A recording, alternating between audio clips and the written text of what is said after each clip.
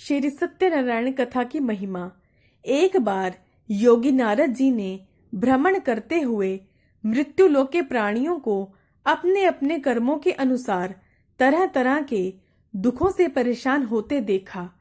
इससे उनका हृदय द्रवित हो उठा और वे वीणा बजाते हुए अपने परम आराध्य भगवान श्री हरि की शरण में क्षीर सागर पहुंच गए और स्तुति पूर्वक बोले, हे नाथ, यदि आप मेरे ऊपर प्रसन्न हैं तो मृत्यु लोक के प्राणियों की व्यथा को हरण करने वाला कोई उपाय बताएं। तब भगवान ने कहा, हे वत्स, तुमने विश्व कल्याण की भावना से बहुत सुंदर प्रश्न किया है। अतः आज मैं तुम्हें ऐसा व्रत बताता हूँ जो स्वर्ग में भी दुर्लभ है और महान पुण्यदायक है तथा मोह के बंधन को काट देने वाला है।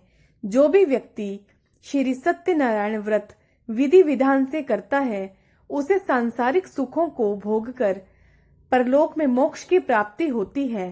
कथा के अनुसार एक शतानंद नाम का दीन ब्राह्मण था। वह अपने परिवार का पेट भरने के लिए भिक्षा मांगता था। ब्राह्मण ने सत्य आचरण व्रत का किया और भगवान सत्यनारायण की विधि पूर्वक पूजा की। इसके बाद ब्राह्मण को सुख की प्राप्ति हुई और वो अंतकाल सत्यपुर में प्रवेश कर गया।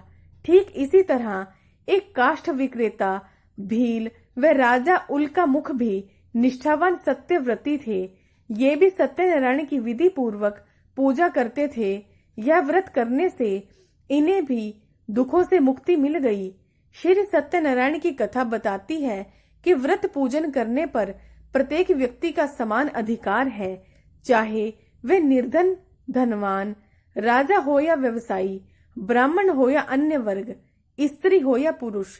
श्री सत्यनारायण कथा का यह निष्कर्ष निकलता है कि जिस किसी ने सत्य के प्रति श्रद्धा विश्वास किया उन सबके कार्य सिद्ध हो गए। जैसे लक्कड़हारा गरीब ब्राह्मण उल्का मुख गोपगणों ने सुना कि यह व्रत सुख, सौभाग्य, संतति, संपत्ति सब कुछ देने वाला है, तो सुनते ही श्रद्धा भक्ति तथा प्रेम के साथ सत्य व्रत का आचरण करने में लग गए और फलस्वरूप यह लौकिक सुख भोग कर परलोक में मोक्ष के अधिकारी हुए।